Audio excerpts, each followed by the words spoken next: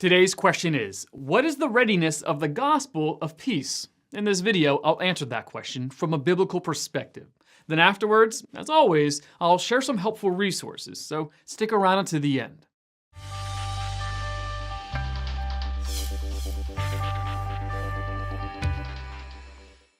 Ephesians chapter 6, verses 11 through 17 instructs believers in Christ to put on the whole armor of God as a defense against Satan's attacks. This armor includes the belt of truth, the breastplate of righteousness, the shield of faith, the helmet of salvation, and the sword of the Spirit. Verse 15 says, "And with your feet fitted with the readiness that comes from the gospel of peace." The New Living Translation words it this way: "For shoes, put on the peace that comes from the good news so that you will be fully prepared." The gospel of peace is the message that Jesus gave to those who trust in him. It comes with the assurance from God that we are his children and nothing can snatch us out of his hands. It outlines clearly what is required to become a child of God. Any other message is a false gospel. The word readiness implies constant vigilance. A victorious soldier had to be prepared for battle. He had to have studied his enemy's strategy, be confident in his own strategy, and have his feet firmly planted so that he could hold his ground when the attacks came. A soldier's battle shoes were studded with nails or spikes, like cleats, to help him keep his balance in combat. He knew that if he lost his footing and went down, it wouldn't matter how great the rest of his armor was. The enemy had him. When we are ready with the gospel of peace, we live with the understanding that we are continually under attack from Satan. 2 Timothy chapter 4, verse 2 says, "To preach the word, be ready in season and out of season." The peace shoes that God supplies his soldiers have two purposes: defense and offense. In order to defend ourselves against the flaming arrows of the evil one, Ephesians chapter 6, verse 16, we must have confidence of our position in Christ. We must stand firm in the truth of God's word, regardless of how terrifying the circumstances may be. We must understand grace without abusing it. Remember that our position in Christ is not based on our own abilities or worthiness. And keep our belt of truth and breastplate of righteousness securely fastened. When Satan attacks with a flaming missile of doubt, such as if God really loved you, he wouldn't have let this happen, we dig our peace shoes into the turf of God's word and reply, "It is written, all things work together for the good to them who love God and are called according to his purpose." Romans chapter 8, verse 28. When Satan stabs from behind with "remember what you did," we dig in more deeply and reply, "It is written. If we confess our sins, he is faithful and just to forgive our sins and cleanse us from all unrighteousness." 1 John chapter 1, verse 9. In addition to standing our ground, shoes are also for moving. God expects us to go on the offense and take the gospel of peace to others. 1 Peter chapter 3, verse 15 says, "Always be prepared to give an answer to everyone who asks you to give the reason for the hope that you have." Sharing our faith is one of the best ways to maintain our sure footing. God knows that when we are active in speaking of him to others, we not only charge into Satan's territory, but we dig our shoes more deeply into truth and will be much harder to dislodge. When we have studied to show ourselves approved unto God, 2 Timothy chapter 2, verse 15, we are ready to stand firm in the gospel of peace, no matter what the enemy brings against us.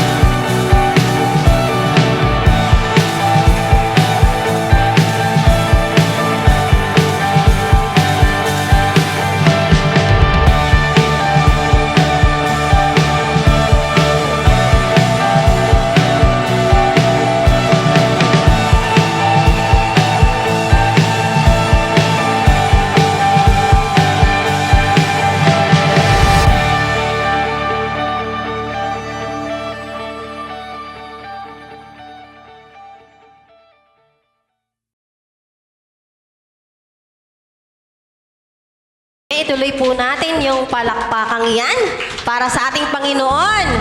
Hallelujah! Hallelujah! May ilalakas pa po ba ang palakpak na yan? Good morning po. Good morning po. Salamat sa ating Panginoon. Napansin nyo naman siguro yung boses ko, no? Ang ganda.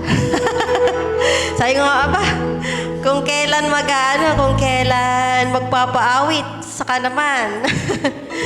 Pero mabuti po ang Panginoon kahit po tayo ay sinipon, meron pa rin po tayong boses at meron pa rin po tayong energy para purihin siya sa araw na ito.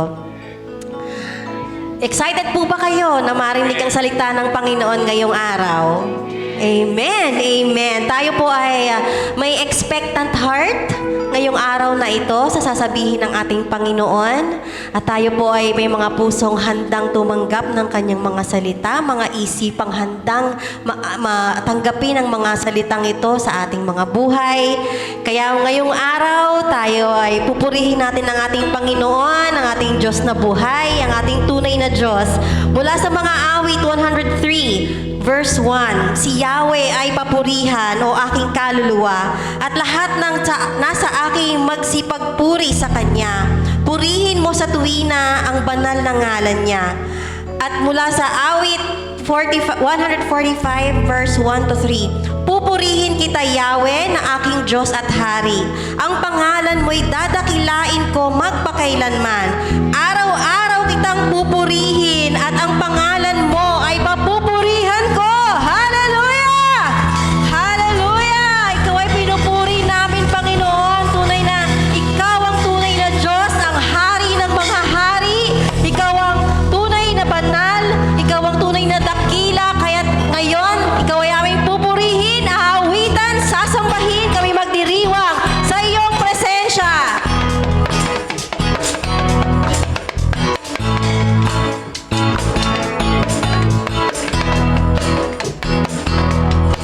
Umaawit, nagpupuri, nagdiriwang ang lahat. Papuri kay Yahweh, Yahweh, Yahweh.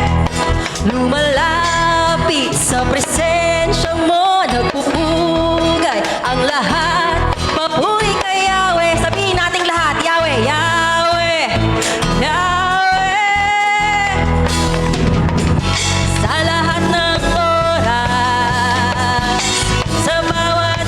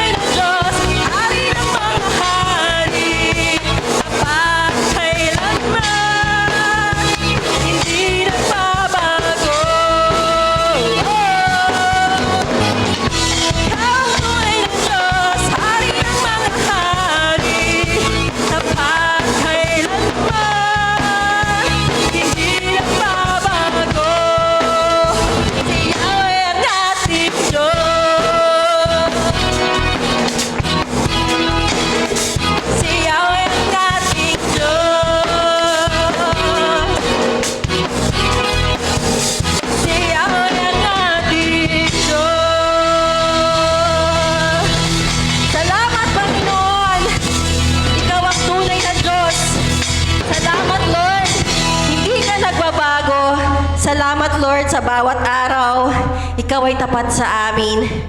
Kaya pinupuri ka namin, Panginoon. Sinasamba ka namin. Kailanman, Panginoon, Ikaw ay tapat sa amin. Ikaw ay hindi nagbabago. Kaya patuloy tayong lumapit sa Panginoon.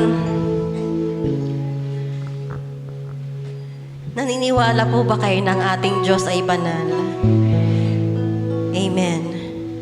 Ang ating Diyos ay all-knowing. Walang nalilihim sa Kanya. Bawat nating ginagawa, bawat nating kasalanan, maliit o malaki, hindi ito nakalulugod sa Kanya. Ang ating tunay na Diyos ay deserving sa ating tunay na pagsamba. Lumapit tayo sa Panginoon na may pagpapakumbaba. Lord, patawarin mo kami sa bawat kasalanang nagawa namin sa iyo. Lord, yung mga kasalanan namin sa iyo, sa aming kapwa, sa aming pamilya, sa aming mga kapatid, Panginoon, patawarin mo kami. Ito po ay ang mga katawan namin na gumagawa ng kasalanan. Lord God, we release also forgiveness, Panginoon, sa mga taong nakasakit sa amin. Lord, basagin mo ang mga puso namin. Ang bawat sakit ng kalooban, Panginoon, na dinadala namin ngayon. Ang bright, Panginoon, ang pagmamalaki namin sa harapan mo at sa harapan ng mga kapatid namin, sa harapan ng pamilya namin, Panginoon, basagin mo ito, Lord. Huwag mong hayaan, Panginoon, na ito ay makahadlang upang lumapit kami sa iyo, Panginoon. Huwag mong hayaan, Panginoon, na ito ay maging dahilan para malayo kami sa iyo, Lord. Hayaan mo, Panginoon, na alayan ka namin ng tunay na pagsamba. Patawarin mo ako sa lahat ng pagkukulang ko, hinaalay sa'yo ang puso ko. Nais kong makita ang kaluwalhatian mo. Tanggapin mo, Panginoon, ang awit ko sa'yo. Awitan natin ang Panginoon. Patawarin mo ako sa lahat ng pagkukulang ko, iaalay sa'yo ang puso ko. Nais kong makita ang kaluwalhatian mo. Tanggapin mo, Panginoon, ang awit ko sa'yo. Tunay na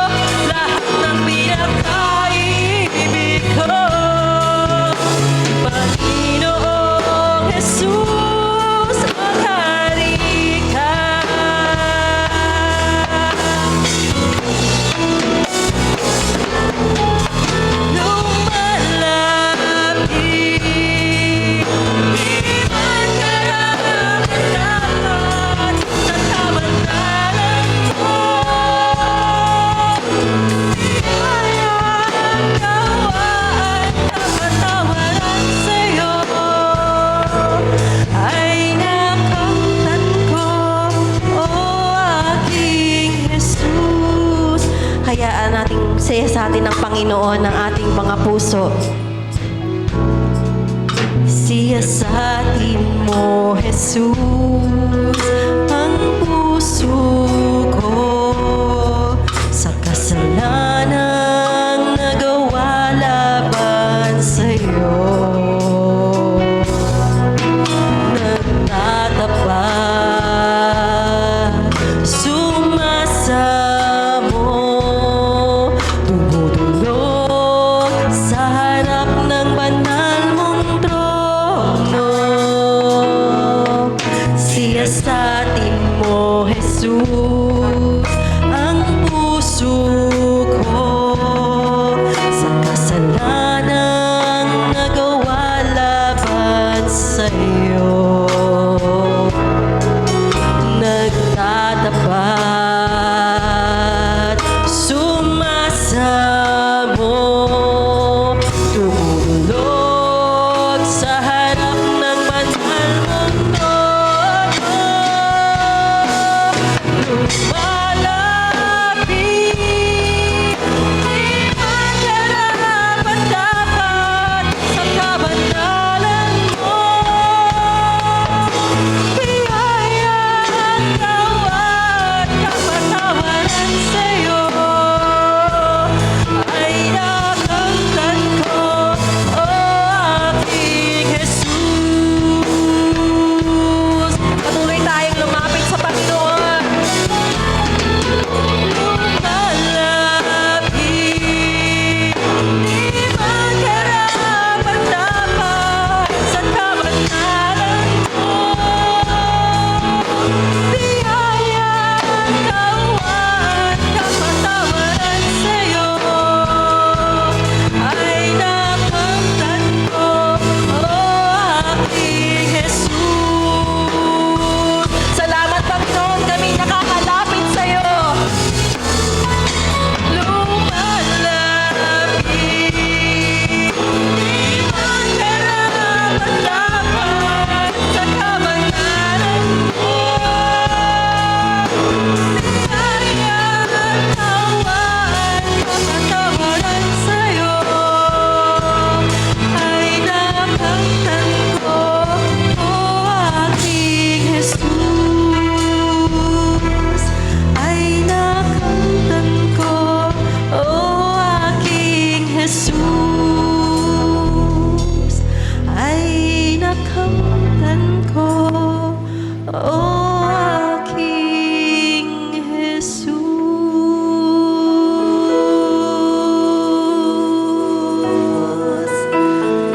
Salamat, Panginoon. Hindi kami karapat-dapat, ngunit ibinigay mo ang iyong kapatawaran sa amin. Complete, Panginoon. Wala itong kondisyon, Panginoon, kundi ang aming paniwalaan at aming ibigay ang aming mga buhay sa iyong anak na si Jesucristo. Kahit maraming salamat, Lord. Pinupuri ka namin, tinataas namin ang iyong pangalan. Maraming salamat. Hallelujah! Hallelujah! Hallelujah! Praise God, Lord.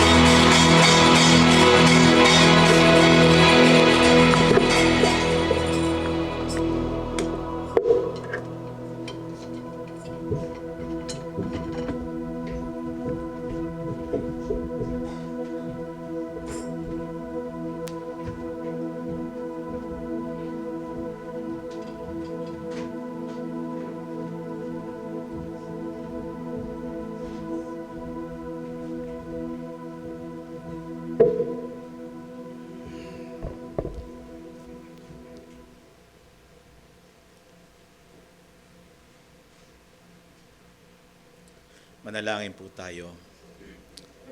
Nagpapasalamat po kami, Ama. Nagpapasalamat po kami, Panginoong Yesus. Nagpapasalamat po kami, Banal na Espiritu. Salamat po sa pagkahirang niyo po sa amin. Salamat po sa pagpili niyo po sa amin upang maging templo niyo po, upang maging tahanan sa ikapupuri at ikaluluwalhati ng iyong dakilang pangalan. Sa totoo lang po, we deserve punishment. Ngunit Panginoon, tinanggap namin ang abot-abot na biyaya, ang iyong habag, at ang iyong kabutihan ay lagi naming nararanasan. Bagamat kami nagkukulang, maraming pagkakamali, pero nariyan ka palagi upang iparanas sa amin ang iyong pag-ibig na wagas at laging bago bawat umaga, habag na hindi nagmamaliw kailanman. Nagpapasalamat po kami. Salamat po. At sa pagkakataong ito, hayaan niyo pong maitaas ka namin, Panginoong Yesus. Ikaw po ang perfect Panginoon, hindi po kami, Panginoon. Sa iyo po kami tumitingin, Panginoong Yesus. Hindi sa mga pangyayari sa aming paligid. Hindi sa pangyayari, Panginoon, sa lahat ng sitwasyon. Kundi, Panginoon, sa iyong pinlano, sa iyong pinorpos sa aming mga buhay. Salamat po, Panginoon, sapagkat nilalagyan niyo po kami ng puso na nasasaktan upang sa iyo kami bumaling, Panginoon. Upang sa iyo kami magtiwala. Upang sa iyo kami lagi tumingin. Upang ikaw lagi ang aming gagayahin, Panginoon. Sapagkat ikaw, Panginoon, ang tunay na nasaktan. Ikaw po ang sinugatan. Marami kang pinakain, pinagaling, pero sinasaktan ng iyong kalooban. Salamat po na marami sa pagkitiis na meron ka, na imparted po kami doon upang tanggapin namin ang maluwalhating katatayuan namin sa iyong piling, Panginoon. Salamat po na marami. Sa umaga pong ito, dalangin namin, magpahayag ka po sa amin. Liwanagan niyo po yung mga salita upang kami maliwanagan sa aming buhay. Makita namin ang kagandahan, kahalagaan at kapangyarihan nito sa aming buhay upang magtagumpay kami sa lahat ng hamon ng aming mga buhay na kinakaharap. Salamat po na marami sapagkat hindi pa po kayo tapos. Inaayos niyo po kami, tinatama niyo po kami. Salamat po sa kalakasan ng iyong mga salita. Kagalingan nito ang hatid sa amin. At hayaan niyo po, Panginoon, maging katatagan namin ng iyong salita, Panginoon. Tumibay po kami sa mga aral upang, Panginoon, malabanan namin ang mga lalang ng dyablo. Salamat po na marami. At sa aming sarili, mahirap pong taglayin ito sapagkat kami, Panginoon, ay makasarili. Kami po, Panginoon, ay minsan na napapasok kami, Panginoon, sa mga tukso. Napapasok kami, Panginoon, tatangay kami sa takbo ng mundo. Kaya nga po, Panginoon, tulungan niyo po kami. Nagpapakumbaba po kami. Hayaan niyo po magkaroon po kami ng fully trust sa iyo, Panginoon. Salamat po na marami, Panginoon. Dalangin namin, correction man, Panginoon, o pagtutuwid sa amin na may gawin namin itong may kagaanan sa aming mga puso. Upang sa gayon, Panginoon, tahakin namin ang masaganat kaligayahan ng buhay na inihanda niyo po sa amin, sa aming paglakad sa mundong ito, Panginoon. Salamat po na marami. Kapayapaan, kalakasan, kapahingahan, nagmumula sa iyo at sa iyong mga salita. Tinatanggap po namin ito, Panginoon, na aming salita ng buhay na nagmumula sa iyo. Muli sa iyo namin binabalik ang karangalan, papuri, pagdakila sa ngalan lamang ni Jesus na Panginoon. Amen. Amen. Makaupo na po tayo.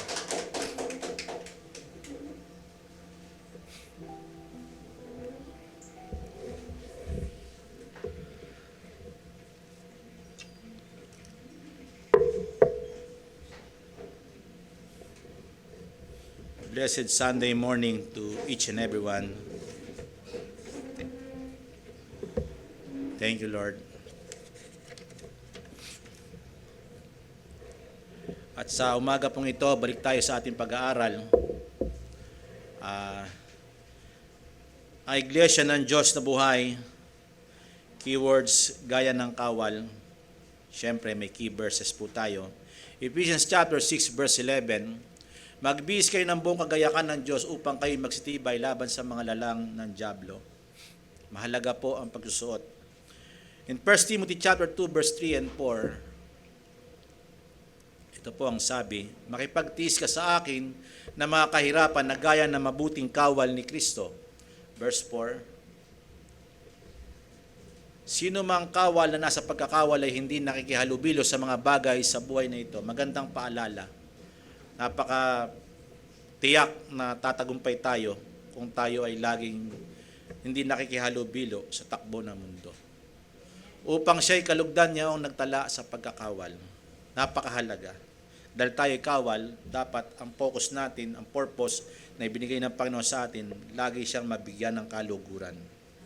Yun lang naman talaga ang kaibuturan ng lahat, bakit niya tayo ginawang kawal. Upang yung ginawa niya, gayahin natin para malugod siya, kasi siya yung ating leader, ang ating Panginoong Yesus. So, spiritual warfare, sabihin niyo po, spiritual warfare. Spiritual na pakikipagdigma, hindi po tao ang kalaban natin. Hindi laman at dugo ayon po sa verse 12. Ang kalaban natin, remind po natin dito, babalik ko po ito, pamunuan po ito, principalities. Kalat po sila kahit saan lokasyon dito sa mundo, nariyan po siya. Spiritual po yan na kalaban natin. At may kapangyarihan po yan, yung pinaka-finest o siguro isa pang salita dito, parang pinaka mataas na antas ng pandaraya. Dati mga simple-simple lang nadadaya ng tao. Ngayon mas matindi na. So may kapangyarihan siya doon para mandaya. At siya sa pamunuan na yan, siya namamahala sa sanlibutan ito na spiritual. Kaya binanggit po natin, marami tayo binanggit, siya yung Prince of this world, God of these ages, di ba? Sa mundong ito, siya yung namamayagpag, siya yung pinakakilalang kilala. Kasi bakit? Maraming natatangay siya. Di po ba? Mahalaga po yun. Pinag-usapan po natin ng nakaraan. Topic po natin ng mga gamitang kompleto sa pakikipagdigma. Diyan po yan sa Ephesians chapter 6 verse 14 na po tayo hanggang 18 at ngayon tinatahak na po natin unti-unti. Okay, sariling pagkasanay o kasanayan, ibig sabihin dapat sinasanay na natin. Kung ano yung ibinigay ng Panginoon, di ba sabi ng verse 11, isuot nyo ang buong kasuotan na ibinigay ng Panginoon. Upang makalaban, magsitibay tayo, laban saan? Sa lalang ng dyablo, mahalaga po yan kasi nga po, kailangan natin sanayin na nandyan yan. Kailangan isang salita, naka-place na po siya doon sa bawat area na yon. Mahalaga yung area, yung place na pinag-uusapan natin. Dapat nandun na siya. Kasi magiging sistema po yan na pinag-aaralan po natin. Kasi pag nandyan na po yan, nasasanay na tayo, iyaan na yung naka-establish. Yan na po yung hirap malis. Mahirap na po itong labanan kasi nandyan na. Kahit gaano pa siya kalakas, yung influence niya, hindi na mapapasok. Kaya nahihiramen. Mahalaga po yun, naiiwan ko po sa inyo. Kasi ang ating kalaban ay ang ating sarili. The last enemy that stand, ano po yun? Myself. Myself. Kaya hindi natin kalaban yung hindi natin kalaban yung kapwa Ang kalaban natin tayo. May susut ba natin to? Hindi. Yan yung huling-huling kalaban natin. Kasi si Satan, defeated na siya 2,000 years ago, may namatay na para sa atin. Di po ba? Defeated na siya. Pero experience, medyo pumapasok pa siya sa atin. Ang ginagamit niya yung word. Di po ba? Kasi bakit? Hinahanap-hanap ng katawan natin. Di po ba? Yung ng mundo. Yung ino-offer ni Satan. Kasi siya yung nasa likod niyan yung word Di po ba? Si Satan ang nasa likod. Ngayon, pinupukaw niya yung ating mga kapakatauhan para matangay tayo doon sa ino-offer. Kaya tayo mismo ang problema. Hindi yung mga tao ang problema kasi si niloko ko Hindi. Kasi si kapatid, tinukso ko. Hindi. Ikaw mismo nagpabitag. Kaya nahihiramen. Ang kalaban natin na nag-iisa na lamang ay yaan na lang. Kasi pag yan natagumpay tayo, talo si Satan. Kaya nahihiramen. The importance of self-control, pinag-usapan po natin, napakahalaga po ng self-control. One of the biggest fact ng Christian life na napakalakas na makapangyarihan ay yung may self-control. Kasi pag may self-control, kahit sa mga sa mga athletes yung mga manlalaro, pag may self-discipline po yan, ang hirap talunin po yan. Kaya nahiramen. Mahalaga't pinag-uusapan po natin yan. And verse 14, the word stand o magsitibay o isuot natin to para magsitibay, yaan po yan. Established, nakaset up na po siya, nakatayo po siya, hindi mo kayang sirain yan. Yung working system, pag nariyan na yan, kasanayan na yan, nagpo-flow po yan, kusa na po yan gumagana. Yan po yung sinasabi po natin dyan. Kaya po ito, pag nakaset up itong pito po ito, although marami nagsasabi ito'y 5-6 lamang, idinagdag ko po yung verse 18 kasi napaka-powerful po niyan. Kaya sasama po yan sa ating pag-uusapan. So, tingnan po natin 7 spiritual elements on God's working system on His church, sa kanya iglesia, para mag-work out po yan, yung spiritual warfare sa ating buhay. Kailangan taglay-taglay natin ang mga ito. Unang pinag-usapan natin ay belt of truth. Bigkis ng katotohanan, saan naka-place? Sa ating mga indulgence, sa ating mga makamundong paganasa. Di po ba? Kaya dapat sikipan niya na salita ng Panginoon. Sabi niya po, higpitan. Okay, pag sinabing belt, kasi kailangan mo makaporma ng maayos. Pag maluwag po yan, madali pumapasok ng kaaway. Kaya kailangan po ang Panginoon po dyan. Kailangan i-set up po natin dyan. Gayahin natin ang Panginoon. Pangalawa po, breastplate of righteousness. Di po ba, baluti po ito ng katwiran. Saan naka-place? Sa heart and lungs. Dapat ang hininga natin, papuri, pagluwalhati, at bigyang kaluguran ng Panginoon, yung hininga laging bumabalik sa Panginoon. Kasi bakit? Kinreate tayo ng Panginoon, binret niya tayo, para bigyan siya ng karangalan at kaluguran. Pangatlo na pag-uusap natin, dahil dyan ay spiritual elements po yan para mag-work yung system ng church. Dahil sa kingdom ng Panginoon, dapat itong gumana bawat sa atin bilang isang kawal. Pangatlo, mga paa na may pangyapak sa paghahanda ng ebanghelyo ng kapayapaan. Nakita niyo po yan? Pagka wala pong sandalyas, ano po mangyayari? Gasgas ang paa. Huwag mo sabihin may kalyo ka. Kasi pag naging kalyo po yan, makinig kayo mabuti. Pag open po yan, pag nagkaroon ng kasalanan, makinig kayo mabuti, yung paa mo nagagamit sa masama. Ano po mangyayari? Magiging kalyo na ang kasalanan, ang hirap tanggalin. Kaya nahiramen. Kalyo po yan. Pero pag hindi siya open, yung ating paa, ano po mangyayari? Ito'y well protected. Kahit anong hakbang, ang kalakasan ng tao, hindi lamang yung heart, hindi lamang yung isip, kundi yung pagtayo. Amen. Sabi nyo pagtayo. Kaya nga stand still yung magsitibay tayo, tumayo. Kasi pag ang tao ay natamaan sa paa, sa paglaban, ang hirap niya ng lumaban. Amen po ba? So, mahirap lumaban sa digmaan ang pilay. Kaya nga sinasabi diyan, paghahanda, dapat nakahanda yan. Well-prepared po yan para sa labanan, lagi siya nakatayo. Hindi siya magiging prone ng weakness. Kasi bakit? Meron pong kalasagyan. Meron pong protection po yan. Weapon po yan. Nakala natin yung sword lang pinag-aaralan ng weapon. Hindi, weapon po yan. Mag-aaral natin.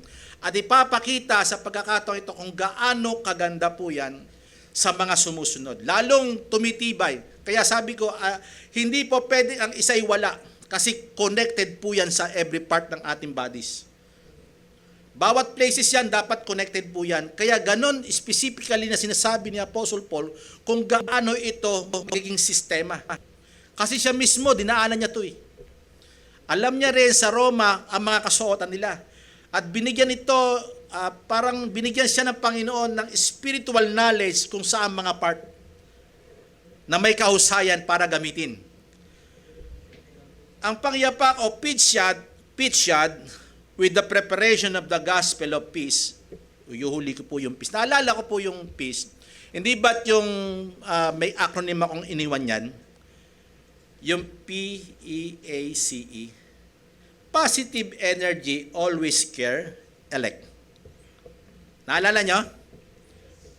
Yung C na ho, pangalawang acronym yung C.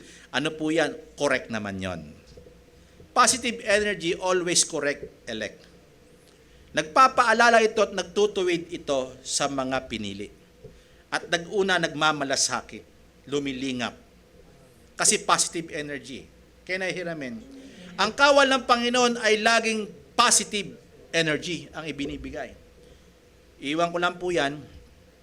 Ito sa verse 15, tignan po natin kapatid, para mabasa po natin yung pinaka-text kasi dalawa lang po yung verse natin ngayon.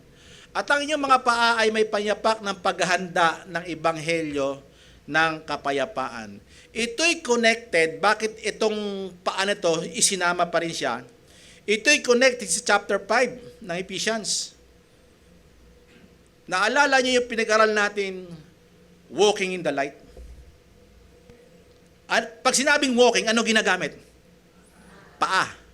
Bakit sa chapter 5 ay ganon ang ginagamit? Magsilakad kayo gaya ng sa Diyos. Diba? 5:1-2. Gayahin na si Jesus Christ, naging mabangong samyo sa Ama. Diba? Anong compose po doon? Diba, love? Sa chapter 5, ipinapakita yung pangyapak natin na handa. Una, ikaw muna ay magkaroon ng tamang relasyon sa Diyos para may magagaya ka. At yung sinasabing walking in the light at yung walking as light, iba po yun.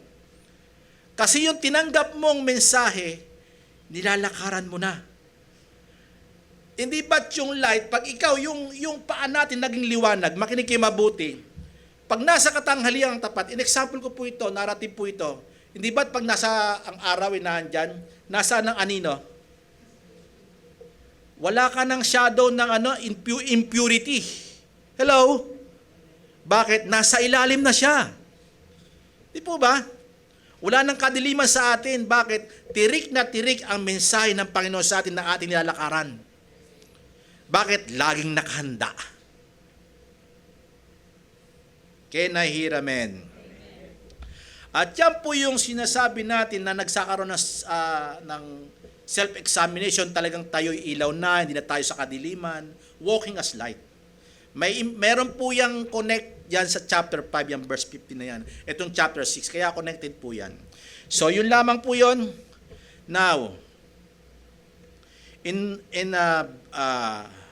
Romans chapter 14, verse 17, marami tayong verses pero gusto kong daanan ito. Sapagkat ang karya ng Diyos ay hindi sa pagkain, inumin. Balikan ko yung nakaraan, yung sa ating binasa kanina. Ang kalaban natin ay hindi laman at dugo. Di ba? O ngayon, sapagkat ang karya ng Diyos ay hindi pagkain at pag-inom, kundi ang righteousness, peace, kapayapaan, at kagalakan sa Espiritu. Makinig kayo mabuti, bakit kasama yung kagalakan dyan? Pero hindi natin pag-uusapan yan. Gusto ko lamang sabihin sa inyo, ang tunay na kagalakan pag nakasuot lahat ito. Yung armor na ibinigay ng Diyos sa atin, na dapat nating gamitin. Kasi bakit? Kahit anong mangyari, galak na galak ka sa yung ginagawa. Kasi yun ang katunayan kasi nagagamit mo yung katwiran dahil ang kapayapaan ay nasa sayo. Pag-uusapan po natin yan, napakalakas na influence po niyan, napakalakas ng puwersa po niyan para matalo ang kaaway. In Acts chapter 10 verse 36, ang salita na kanyang ipinadala sa mga anak ni Israel na ipinangaral ng ebanghelyo ng kapayapaan. Makinig kayo, ebanghelyo ng kapayapaan po ito. Sa pamamagitan ni Kristo Jesus, Kristo, siya ay Panginoon ng lahat. Ipinangaral po sa kanila ito, sa mga Hudyo, sa Israel. Ipinangaral po ito ng ating Panginoon sa kanila at ipinapako si Jesus Christ. Kasi si Jesus Christ is the Prince of Peace. Sabi po yan sa Isaiah. Wonderful Counselor, di ba? Mighty God. Prince of Peace, ipinangaral po sana, siya yung talagang isinugo, propesiya. Sinabi ito sa panahon nila. At lahat sila tumanggap ayon po sa context na yan. Para napighati sila, kasi bakit pinapako nila yung Kristo na talagang Prince of Peace. Kita mo, namatay si Jesus Christ, punong-puno ng kapayapaan ng mukha ng Panginoon. Amen. Mahalaga po yun, iiwan ko po yun. John chapter 20 verse 21, i-note nyo po yan ay pinangaral yung ebanghelyo ng kapayapaan. Mahalaga po yun na pag-uusapan natin. Yung ebanghelyo ng kapayapaan, kung tinanggap natin yan, sigurado po meron tayong kapayapaan. Sinabi nga muli sa kanila ni Jesus, kapayapaan ang sumaiyo, sinong kausap? Mga alagad. Kapayapaan ang sumainyo kung papaanong pagkasugo sa akin ng Ama, ay gayon din naman kayong sinusugo ko. Ang pinagsabihan ng Panginoon, kasi nakatanggap ng pangangaral ang mga alagad, at ito'y ang Panginoon ay binasbasan sila. Ang sabi sa kanila, sumainyo ang kapayapaan. Kasi nagugulat sila pag dumarating ang Panginoon, nakapilit ang pinto eh. Takot na takot sila kasi yung mga Romano, hinahanap sila. Sila nag-iipon-ipon. Nag-uusap-usap dahil yung master nila namatay na. Nabuhay na magulinga pero parang wala pang paramdam. Nang nagpakita ang Panginoon, sinabi ng Panginoon, kapayapaan ang sumainyo. Kasi sometimes sa mga Christian, merong mga kagulumihanan. Nagulo sila dahil nawala yung master eh. Nawala yung parang pinagkukunan nila ng lakas. Pero dapat sa atin, bilang isinusugo, ito mga sinugo to ng Panginoon eh. Mga alagad po ito. Dapat meron tayong matatag na kapayapaan. Kasi tayo lang ang meron yan. Yung mga pinili, ang mga apostle pinili. Puntahan po natin, i-connect po natin ito ngayon sa Ephesians. Ephesians chapter 2 verse 17, ito'y atin na. Bilang church. Kaya inuunti-unti ko siya para gusto kong makita ninyo kung anong meron tayo na napakahalaga at makapangyarihan. At siya'y naparito, ipinangaral ang kapayapaan, sinasabi ni Apostle Paul sa church na context na pinag-uusapan natin, ang Iglesia ng Diyos na Buhay, chapter 2 po yan. Sabi niya, sa inyong mga nalayo, sino yan? Mga Gentiles po yan, tayo po yan. Kasi ang mga nalapit ay ang mga Hudyo. Sa kanila galing ang tagapagligtas. Di po ba? Yaan po yung context niyan. At ang kapayapaan sa nangalalapit. Sino pa yung nangalalapit? Sila yung mga Hudyo rin. At ang kapayapaan sa mga walang tunay na relasyon sa Panginoon ay nagkaroon ng relasyon. Bakit? Dahil sila rin ay pinili. Kaya nahihiramin. Mahalaga po yan dahil tayo, sakop po niyan. Ngayon, kung ibabalik natin chapter 20 ng John 21, ibinigay ang kapayapaan, so nasa atin. Ang kailangan na lang, i-practice natin sa ating ang kapayapaan. Papaano? Preach the gospel. Pag sinabing preach, talaga ba magtuturo ka? Hayaan mo yung gawa ng kadiliman, makinig kayo. Ito yung pangalawa at pangunahin yung pangangaral. May pinagbigyan po niya pangangaral, hindi lahat tayo mangangaral. Meron pong specific ang ginawa ang Panginoon sa bawat tagapangaral. Gifts po yan. Huwag natin subukang gayahin. Kasi yung buhay, pangalawa, ang buhay natin ay magiging kapayapaan, makinig yung mabuti, makakakita ng kapayapaan ng iba pag lumalakad ka sa salita ng Panginoon, ginagaya mo ang Panginoon. Amin po ba? Pag nakita ng mga tao sa buhay mo, malaking pagbabago, dati lumalakad ka sa takbo ng mundo, ngayon ay hindi na. Ang makikita nila, may mensahe sa buhay nila yon. Kasi ikaw ang mensahe kung sino yung tinanggap mo.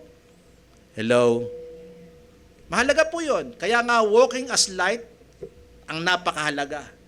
Hindi na tayo parang puro aral, puro walking in the light. Di naman tayo nalalakaran, di naman talaga tayo liwanag. Mahalaga po yan. In Romans chapter 10 verse 15, tingnan po natin, at paano silang magsisipangaral kung sila hindi sinugo? Sinabi ko sa inyo kanina, kung hindi ka sinugo para mangaral, huwag mong subukan. Maraming gusto mangaral pero hindi naman nila gift. Nagkakaproblema. Kailangan tinawag ka ng Panginoon para isugo ka sa pangangaral.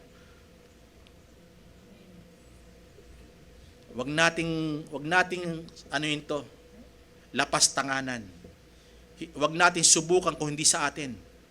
Kasi buhay mo lang sapat na para mangaral. Kaya nahiramin, Isa na pong liwanag yan yung ginagawa mo sa buhay. Pangangaral na po yan. Very effective po yan. Amen po ba? Tingnan po natin.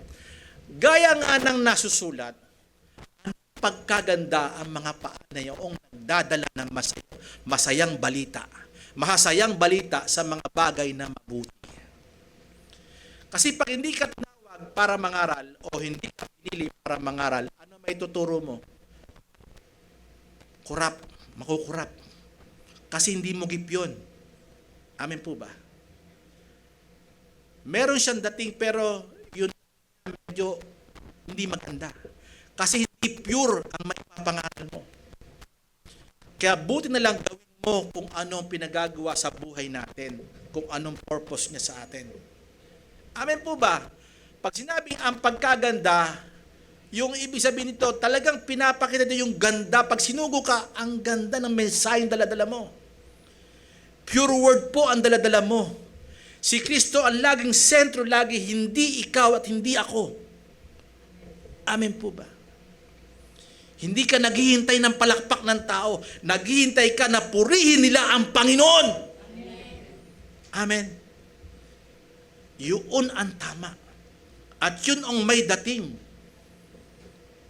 Kasi may nangangaral ngayon talagang pagandahan lang ng forma. Hindi po pagandahan ng forma yan. Kung papaano mo na isuot ang full armor of God. Yun yung merong kaluguran ang Panginoon. Napakaganda, sabi niyan, ng mga paa. Kung titignan ito ng Panginoon, nakikita niya ang sarili niya. Kasi sinugo ka doon eh. Hello? Kasi kaya ka nilagay doon, ibibigay niya sa iyo yung kasuotang meron siya na ginagawa niya. Now, tingnan po na, napakaganda po niyan. At sinabing mahasayang balita, mean to say, good news po yan. Marami nangangaral ngayon nananakot. Para magbigay sa church, susumpain ka ng Panginoon pag di ka nagbigay, patay na. Di po ba? Kita nyo, ang lalaki ng church, ang gaganda ng simbahan nila. Bakit? Nananakot. Pag di ka nagbigay, nako, yung mga negosyo mo, nako, babagsak. Nananakot. Good news ba yon? Hindi po good news yun. Ang good news ang ating Panginoon ay namatay, inilibing at nabuhay muli. Sa ating buhay, nangyari po yun. Nalibing ka na, namatay ka na, excuse me, sa dating pagkatao, at ikaw inilibing kasalanan mo, at nabuhay ka na, iba na ang lakad mo. Lakad na ni Kristo ang sinusundan mo. Yun yung good news. Pero yung ebanghelyo na sinasabi lang, ito yung pangangaral, pero walang dinabago buhay, may problema. Hindi ebanghelyo ang tinanggap niya. Kasi ang tunay na ebanghelyo na bago buhay mo. Excuse me po.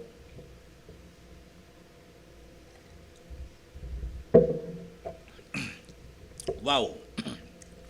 Ganoon po katindi pag meron kang tinanggap na tunay na ebanghelyo na babago buhay mo. Pag-usapan po natin mamaya. James chapter 3 verse 18, mahalaga po ito. Kahit may mga tayo, nako-connect po ito sa atin, kahit may mga verses po tayo, pinapakita rito ang kagandahan nito. Ang mga bunga ng katwiran, connected po makinig kayo, sinasabi ko connected.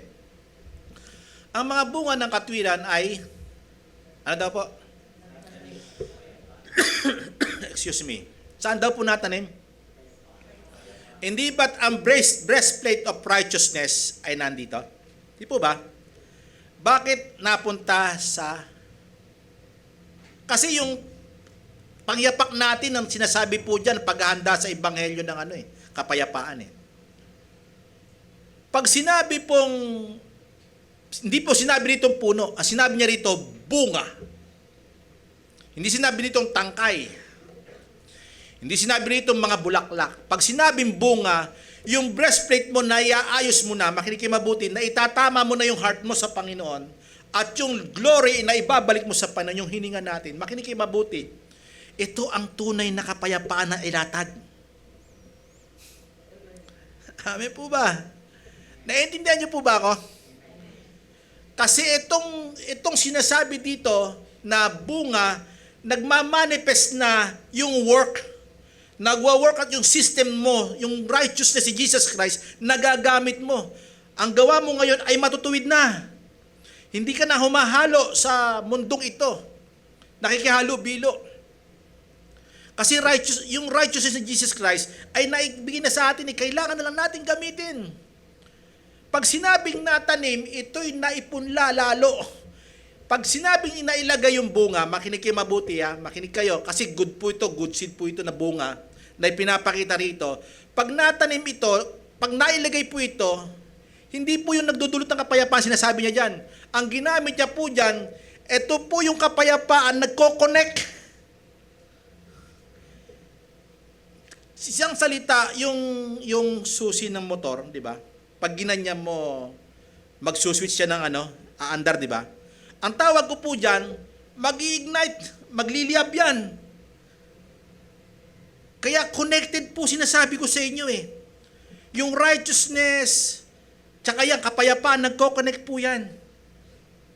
Yung belt of truth, nagko-connect po yan. Gumagana po yung system na maayos.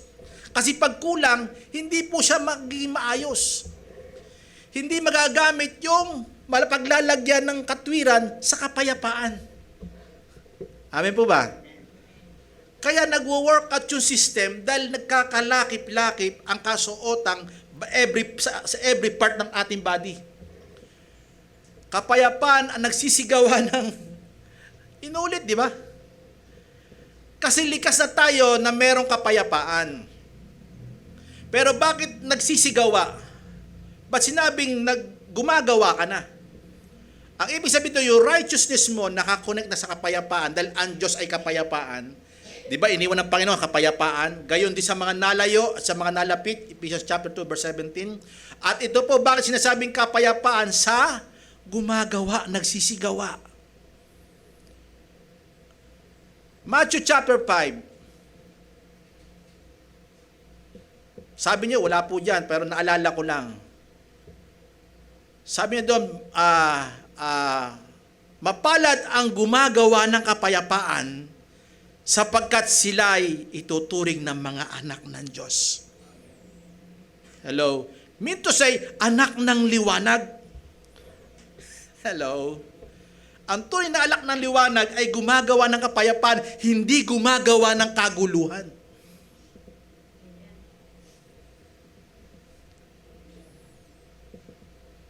Naalala ko, nung nagka-problema ako, may kapayapaan ako Pero ano yung reaction ko sa mga gumagawa sa'yo?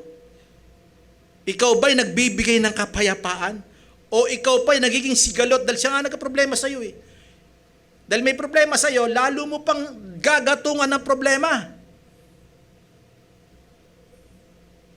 Hindi dapat ganon. Kasi bakit? Hindi pinapakitang doon ay anak tayo ng liwanag. Anak tayo dapat ng Diyos na gumagawa ng kapayapaan sa lahat. Pag ikaw mismo ay tunay na kawal ng Panginoon, ikaw na mismo ang kapayapaan ng iba. Kaya nga nagka-problema si Ezekiel, sabi ko doon, kapayapaan po ang dala ko. Ayoko silang guluhin.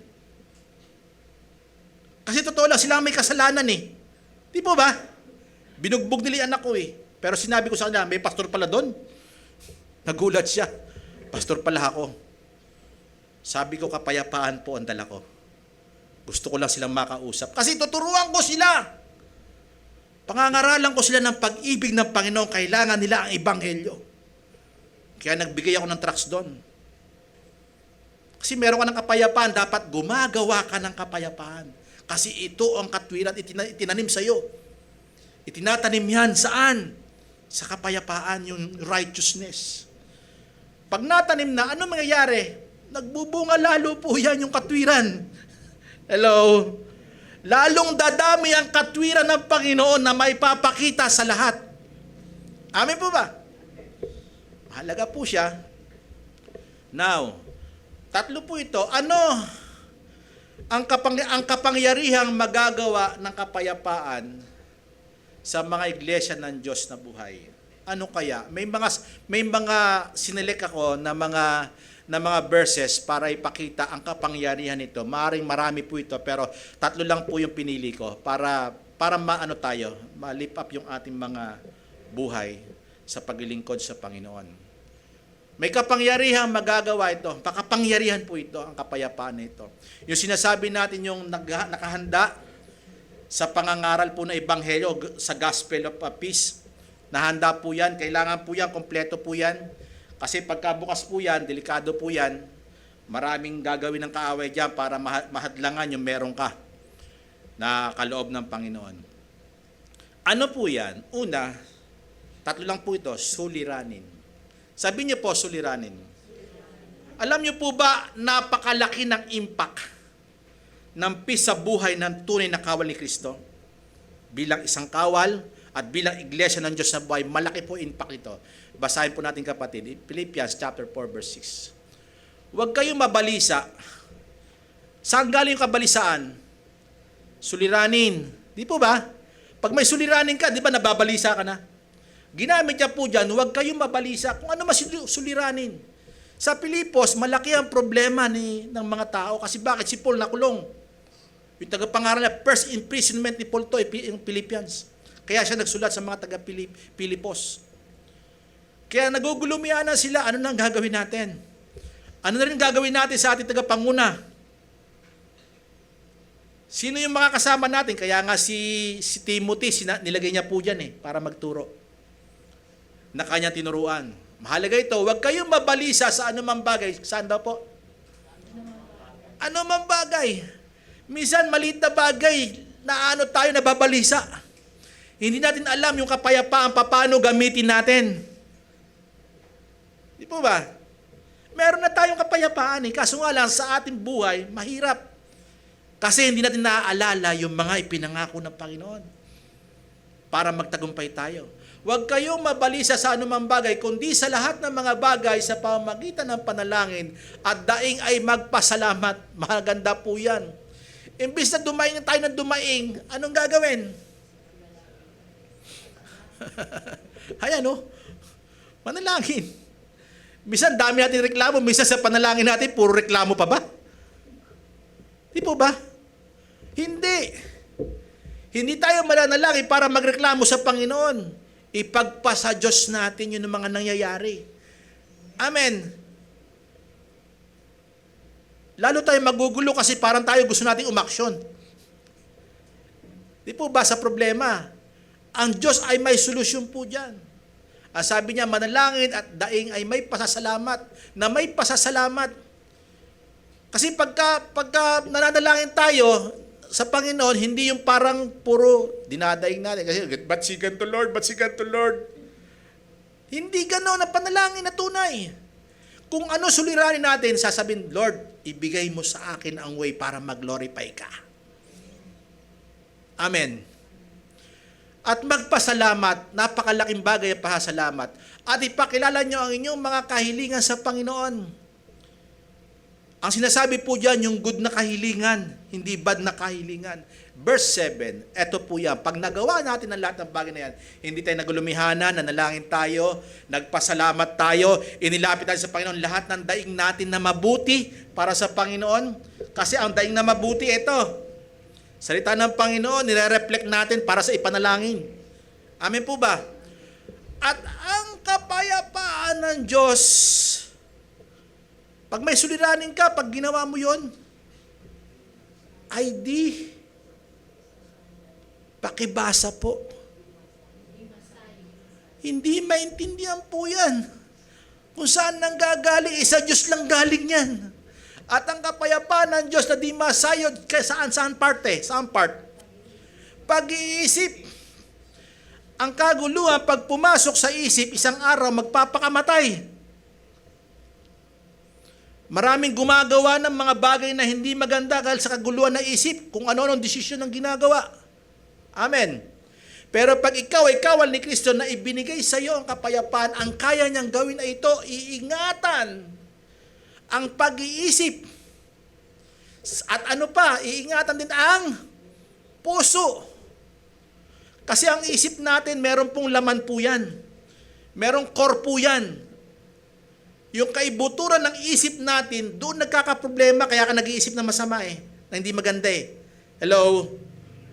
Unrighteous thinking na nangyayari po dyan pag hindi mo natanggap yung tunay na puso, nakita ng puso. Kung anong puso na meron ng pag-iisip, magre-react po yan, gagawa po yan. Yung produkto niyan gagawin mo. Amen po ba? Pero pag galing sa Diyos ang kapayapaan, hindi po yan maarok, hindi po yan masayod. Hindi mo makita kung gaanong kalalim. Parang sinasabi ng iba, ano ba to? Ang laki ng problema. Parang wala lang. Sabi pa ng ilan, unbelievable. Diba? Hindi ka talaga, kasi bakit? Ang Diyos lang meron nun. Amen? Kahit binigay niya sa atin, bilang isang iglesia ng Diyos sa buhay at kawal, sigurado mangyayari po ito. Sa puso ng inyong pag-iisip, saan? Kanino nakakonect? Finally, brethren, be strong in the Lord and in the power of His might. Amen po ba? Pag wala si Jesus Christ, wala rin tayong kapayapaan. Kasi meron tayong tinitignan Kaya nahihiramin. Mahalaga. Pangalawa, sa kakompletuhan ng kabanalan. Alam niyo po ba sa ating buhay, banal na tayo, posisyon. Experience, minsan nagkukulang. Pero dahil yung kapayapaan na sa atin, sabi sa James, diba, yung righteousness ay itinanim sa kapayapaan, may ginagawa ito dahil gumagawa ka pa ng kapayapaan, lalo ka pa nagpo-provide ng kapayapaan, kahit anong kaguluhan, hindi mo tinatakot yung mga kapatiran. Si Brother Fred, may sinabi kanina, di ba, merong kaguluhan, digmaan, apektado ba tayo?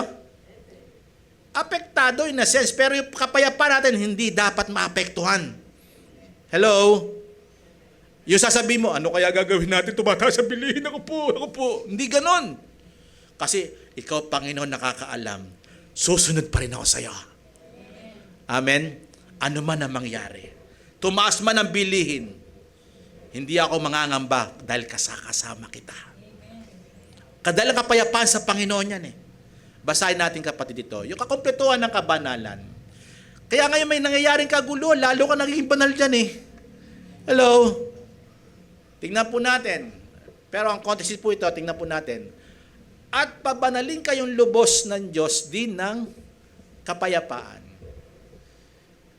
Sa isang salin po niyan, na pinapakita yung kapayapaan ng Diyos, ginagamit po yung kapayapaan ng Diyos, ang magpapabanal sa iyo. Sa King James Version po yun, sinasabi ko po yun. Kasi parang naano po yan, medyo na-list ng konti, pero hindi po list yan kung i-connect po natin.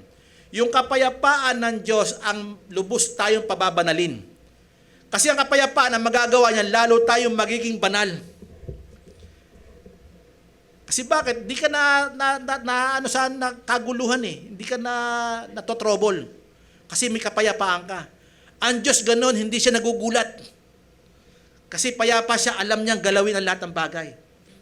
Nung meron nangyari ito, sinasabi nga natin ito, sila pastor pa sinasabi. Nagulat ba ang Diyos sa nangyari? Nagulat ba ang Panginoon sa mga tsunami, sa mga lindol-lindol? Hindi. Nagulat ba siya yung Kristiyano nagkaganon? Hindi siya nagugulat. Kasi alam niya lahat ng bagay. Punong-puno siya ng kapayapaan. Yung ibinigay ng Panginoon kapayapaan sa atin, dapat hindi tayo nagugulat. Dapat alam natin may purpose ang Panginoon para pabanalin tayo ng pabanalin sa lahat ng sitwasyon.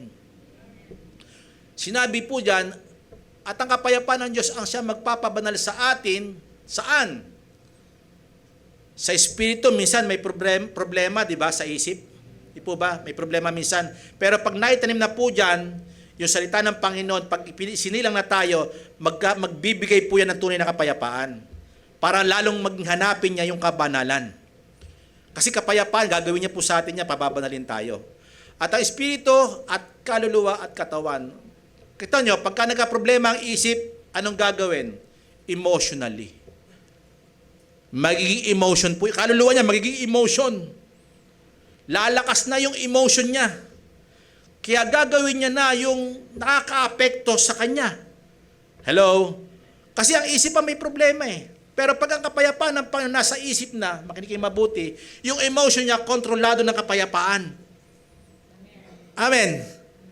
Ang lagi niya tinitingnan, ang Panginoon. At ang katawan susunod. Magiging banal niya sa pagsunod kasi bakit? Yung emotion niya, ang attachment niya, si Jesus Christ, lagi siya nakatingin eh. Ang Panginoon nga, nung ginawa sa kanya yun eh, nagulumihanan ba siya?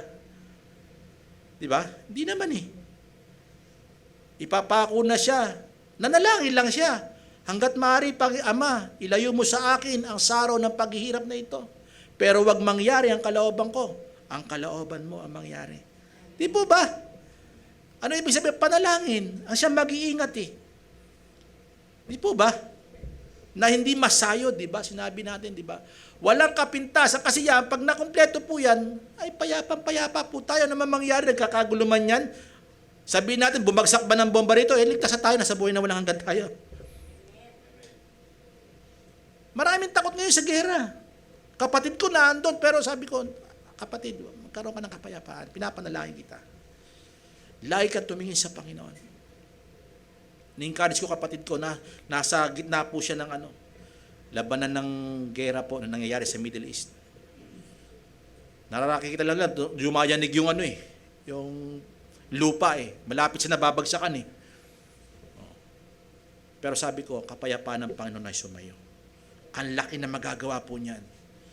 Kaya siya, nagtatrabaho, parang wala lang. Pinapapasok pa nga kami ng boss namin eh. Kahit may gumagano ng magkakaroon ka ng kapayapaan. Kasi pag ang isip mo ay nauunahan na ng kapayapaan, tuloy-tuloy na po yan. Okay, hanggang sa pagparito ng ating Panginoon. Verse 24. Tapat ang sa inyo'y tumawag at gagawin rin naman niya ito sa iyo. Nito sa atin. Gagawin niya ito kasi siya'y tumawag sa atin eh. Sabi niyo po tumawag. Meron ka ng kapayapaan. At ang kapayapaan ng Diyos, sinasabi nga natin, di ba? Lubos tayong pabanalin. Pangatlo, sa pagdurog ng Diyos kay Satanas sa ilalim ng ating mga paa. Alam niyo po ba, may ginagawa ang Diyos pag tayo ay merong kapayapaan. Pasusukuin niya sa ilalim ng paa natin. Although siya, pinasuko niya na. Pero tayo, gagamitin ng Panginoon yung kapayapaan na nilalakaran natin para matapakan natin si Satan. Amen po ba? Kumbaga sa inihain na ni Jesus Christ, ng ating Panginoon, yung pagkatalo ni Satan sa ating mga paa. Ilalagay niya yun. Kasi bakit? Back up natin siya. Pag nagkakaproblema ka, Lord, tulungan mo ako, help me. Hindi sa iyong lakas, kundi sa Panginoon na yung tinitignan. Kasi siya yung may kapangyarihan eh. Amen po ba? Mahalaga po siya. May verse po tayo dyan kapatid, Romans, meron po ba? Wala. Romans 16:20, di ba? May lagay ba tayo dyan? Wala. For the God of peace shall soon crush Satan underneath your feet. Sino gagawa? Ang Diyos. Sino yung God of peace? Si Jesus Christ is a peacemaker. Di po ba? Is a Prince of Peace. Binanggit natin, Isaiah chapter 9, verse 6. Nakaatang sa Kanya ang balikat yung government. Kaya ang kapayapaan, maibibigay niya ito sa atin. At yung kapayapaan ito, magagawa niya, maipapailalim sa ating mga paa ang gawa ni Satanas. Amen po ba? Napakagandang pangako, pero kailangan lang nating gawin. Kailangan natin ilagay. Pang-apat at kahuli-huli, at tatapusin ko po ito, bigyan niyo po ako ng konting panahon pa. Pang-apat, kalasag ng pananampalataya. Kita niyo po yung kalasag, oh. May short pa yan, pero ang gusto ko lang sabihin po dyan, yung kalasag. Sabihin niyo po kalasag. Kalasag o shield of faith. Itong faith na to ang pinakamahalaga sa lahat. Kaya sinasabi ko sa inyo, ito'y connected sa lahat ng part ng ating position na nilagay ni Apostle Paul para ang ating maintindihan ito. Tingnan po natin ito. Kalasag o pananampalataya, shield of faith. Ang shield po ay ginamit po sa isang salita sa Griego na, ayan po, Toreos. Pag sinabing Toreos, ang definition po niyan, a large of shield. Napakalaki po nitong as protection. As door shape. Nakakita po ba kayo ng pinto? Hindi ka naman gagawa ng pinto na nayuyuko ka di ba? Hello? Ang paggawa ng pinto ay mas malaki sa'yo. Kaya nahiramin. Bakit ginamit itong door shape na ito? Yung shape niya malaki, mataas, mas malapad sa'yo. Bakit? Ang faith ang magpo-protect sa'yo sa lahat ng area ng buong katauhan mo. Ang faith ay regalo ng Diyos. Kaya nga sabi sa Hebrew chapter 6 at 11 pala yon, di ba? Without faith, it is impossible to please God. Kaya niya nilagay yung faith para gamitin natin, para magbigyan siya ng kaluguran. Kasi kung walang regalo ang Panginoon, hindi malulugod ang Diyos sa tao kung walang regalong faith. Now, gamitin natin ito. Kasi itong halimbawa, ito, makinig kayo mabuti Halimbawa, ito, may pinto ako dito. Makikita mo ako? Nakikita niyo ako? Sa tahanan natin, yung mga kapitbahay natin, pag nandun ka sa pintuan sa loob ng bahay mo, makikita ka? Liban na lamang kung ang pintuan mo ay salamin. Di po ba? Pero ito sinasabi kasi shield Pag sinabing shield, protector po ito, protection po ito sa atin. Kasi sa ating pag-aaral, ito'y kumukompleto sa bawat part ng ating belt of truth, breast of righteousness, feet shod, with the preparing of the gospel of peace. Makinig kayo mabuti, kasi pag wala itong protection na to, hindi mo magagawang, yung belt of truth mo. Dapat itong mag-active. Yung faith na ito para ma-protectionan yung ilalagay mo sa belt. Hello? Kung wala kang salita, may salita ka ng Panginoon, pero pag walang faith, ano mangyayari? Useless ang belt.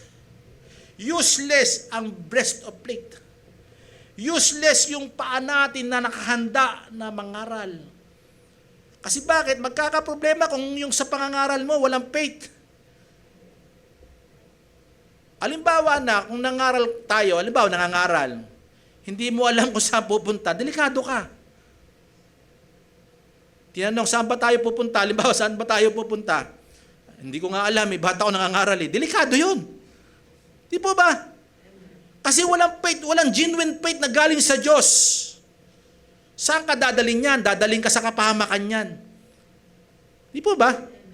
Kaya lahat ng pangangaral natin, connected po yan sa faith. Even doon po sa ating susunod na pag-aaralan yan, kasi ito, iiwan ko po ito, kaya yan lang po yan, kapatid, para ipakita nito ang kahalagahan sa lahat. Sa helmet of salvation, the sword of the Spirit, sa prayer. Napakahalaga ng faith na ito. Pag walang faith, wala talaga. Kaya nga, door shape po ito Malaki po ito. Yung sinasabi, basahin po natin, kapatid. In verse 16a, eto po yan. Bukod dito ay taglayin ninyo ang kalasag ng pananampalataya. Pag sinabing taglayin, nasa atin na, ibig sabihin, isuot natin, pagtibayin natin. Hindi niya sinasabing binubukod to. Ito'y kinokonek na bukod dyan, mas maganda kung ito ang gagamitin. Yan ang pagkakasalin dapat. Pero pinapakita ito na ilagay natin. Kasi ang faith, nagko-connect ito sa bawat area ng ating katawan. Bawat position na inilalagay. Pag may cover po yan, ito po ang mangyayari po dyan. Kaya nga may sinasabi tayo, di ba? Korinto po yata yan, chapter 7 po yata yan. Hindi. 5 yata.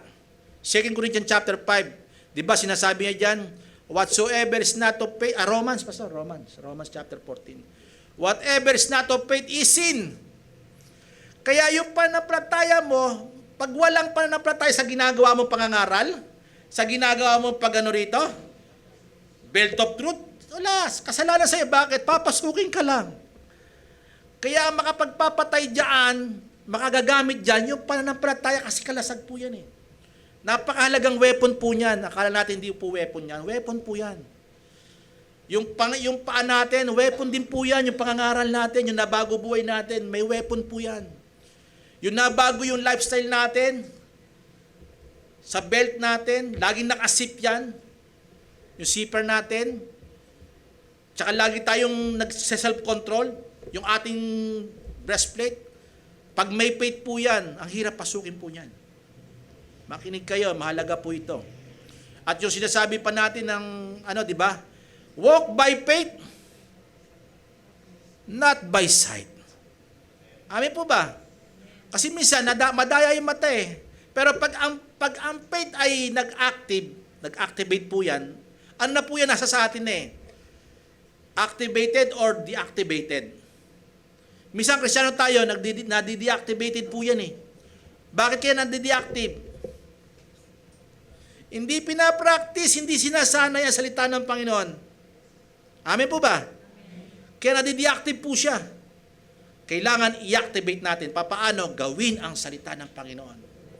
Now, tingnan po natin. Means protecting all area of our body. Makinig kayo, verse 16b. Ito po sabi niya. Na siyang ipapatay nyo sa lahat ng nagniningas na suligi ng masama. Anak ko po. Gaano maka-finest ang pandaraya, modern pa ito. Napakataas pa ito para maging ka dito, mahata ka dito. Hindi mapangyayaring makapasok yan. Kasi bakit? Yung faith na meron ka na binigay ng Panginoon ang siyang maghaharang. Papatay. Sabi niyo papapatay. Pag sinabing papatay, sinasabi ko nga sa iyo, no match. Pag ang faith ang nag-active sa atin, makinig kayo mabuti, nag-activate po yan sa atin, nagagamit po natin yung faith natin, na-exercise natin, sinasanay natin yung faith natin, hindi tayo mapapasok ng suligi. O sa isang salita po dyan, yung peri. Sabi niyo po peri. Pag sinabing peri, nagniningas. Pag sinabing nagniningas, nag-aapoy. Amen po ba? Pag sinabi nag-aapoy, ito'y hit na hit ka. Kasi alam ni Satan kung saan ka mahina, hit ito sa'yo. Hello? Hello? Hello? Hello? Ito'y kinumpara sa isang finest devices. Pag sinabing finest, ito yung pinaka-finest niya na pandaraya. Kasi ito lang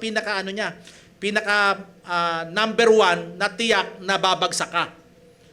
Kasi alam ni Satan kung saan tayo mahina. Kasi nagagamit natin dati yan, di pa tayo Kristiyano eh. Hello? Hello? Dati yung buhay natin ganyan eh. Kaya ibabalik ni Satan yan para ikay dayain. Kaya yan yung niya, para yung nagniningas na yan, wala kang kawala. Pag dumikit yan, mag-aapoy ka dyan. Ginamit niya po yan. Pag sinabing dart, o fairy dart, nagniningas sa suligi, dart po yan. Yung sibat. Ang ginagamit na sinasalitang suligi dyan, kung titingnan natin yung sa Roman, yan po yung sibat.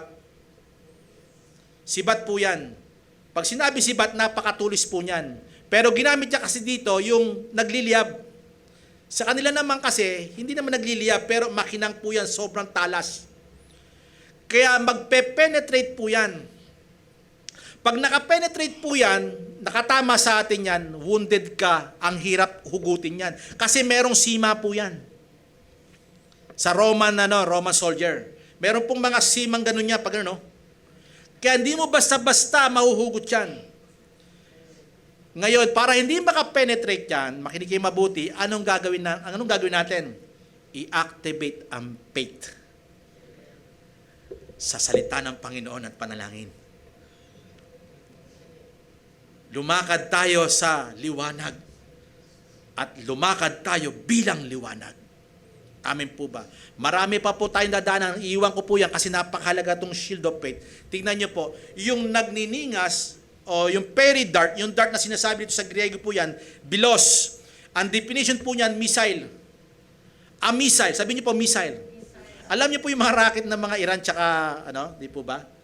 Kung saan nila tinatarget, doon pupunta yon. Makinig kayo. Kaya nga ito yung large shape po ito, large shield po ito, yung faith natin, na kalasag natin, para hindi makapasok kung saan parte, makinig kayo, kasi nag-aapoy yan. Kasi kung saan ang hit sa'yo, yung may kahinaan sa'yo, doon niya hahabulin, doon pupunta yung missile. Di po ba? Halimbawa, sa image po ng gerahan, andito ang target. Doon babagsak yun, hindi pupunta sa iba yun. Di po ba?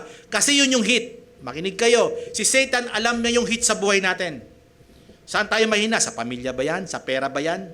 Diyan ka yung susubukin. Diyan ka lulukuhin. Amin po ba? Diyan ka titirahin. Nagbabaga po yan. Para ang hirap mong yan. Hirap mong labanan yan.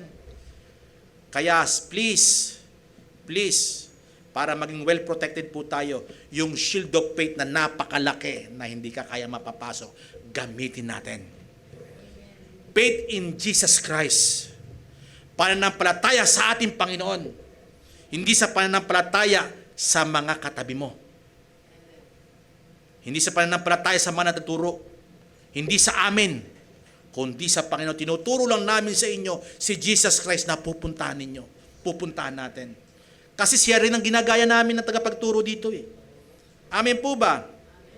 Yan po yung sinasabi na a missile, that is spear or arrow, yan po yung dart. Yung sinasabi po natin peridarts na hiyahagi si Satan. Paano yan kung lahat ng part mo hinagisan? Sa dibdib mo, breastplate mo, hinagis sa belt mo dito. Hinagis lahat. Sabay-sabay. Ang hirap, di ba? Kung walang faith. Kasi kalat yun eh. Amin po ba? Kaya kailangan na may malaki talagang shield. Kinumpare po ito sa napakalaking shape ng door. Para magkaroon ka ng malaking shape na door, makinig kayo mabuti, si Jesus Christ ang matibay na muog. Psalms 18 verse 2, ito binigay ng Panginoon sa akin. Napakahalaga ito. Ewan ko, ginagamitan niya ako ng salita ng Panginoon even sa aking pagtulog. Si Yahweh ang batong hindi matitibag, matibay kong muog at tagapagligtas. Ang Diyos ang siyang nag-iingat sa akin, tagapagtanggol ko at aking kalasag. Si Jesus Christ ang ating kalasag. Pag wala tayo kay Jesus Christ, ano isasalag natin? Pag di mo ginagaya si Jesus Christ, ano isasalag natin? Anong protection natin kung wala ang Panginoong Yesus? Kung wala kamatay ng Panginoon na ating pinagtitiwalaan, ano na? Paano na? Mabuti na lang ang Panginoon ang ating ginagaya. Wala nang iba. Amen po ba? Ephesians chapter 6 verse 10. Inuulit-ulit ko po ito. Kanina pa lamang sinabi ko na, nakaraan pa lamang sinabi ko na, pero binabalik-balikan ko. Please, wag niyo po kaming gayahin. Gayahin natin ang Panginoon. Katapos-tapusan, magpakalakas kayo sa Panginoon. Ibig sabihin, magpakalakas. Kung ano kinabuhay ng Panginoon, ikabuhay natin. Ikapamuhay din natin. At sa kapangyarihan ng kanyang kalakasan, ang Panginoon din nakipaglaban sa laman at dugo. Ang pagipaglaban niya ay spiritual warfare. Inalok siya ng tinapay, inalok siya ng tukso, inalok siya ng mundo, kayamanan, karangyaan. Tinabi niya ito. Tayo, pag inalok tayo ng karangyaan, kapalit ng ating pananampalataya, baka kagatin natin. Huwag nawang mangyari, tumingin tayo sa Panginoon. Finally, brethren, be strong in the Lord and in the power of His might. Mas makapangyarihan siya na nasa sa atin kaysa sa sanlibutang ito. John. 1 John chapter 5. Ngayon, pag nasa sa atin siya, magtatagumpay tayo bilang isang mabuting kawal ni Kristo. To God be all the glory. Pagpalain po kayo ng Panginoon.